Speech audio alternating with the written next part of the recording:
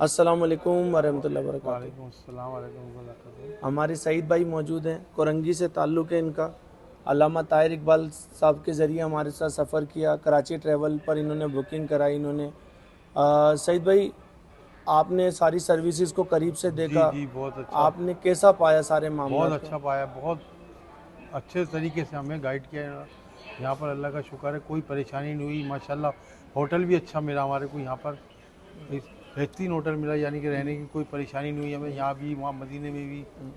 अल्लाह का इन शुक्र है। सारे मामलात में सारे मामलात में मेन किरदार इंतज़ामिया का एक सामने जी हाँ, आता है। बिल्कुल तो हमने जो इंतज़ामिया का तरीक़ेकार रखा, उससे आप किस हद तक मुतमईन हुए आप? बिल्कुल, बहुत हद तक मुतमईन है। बिल्कुल इंतज़ामिया ने बहुत अच्छा सलूक किया, जैसे हमने पूछा उन्होंने सब कुछ बताया हमारे को। हम्म।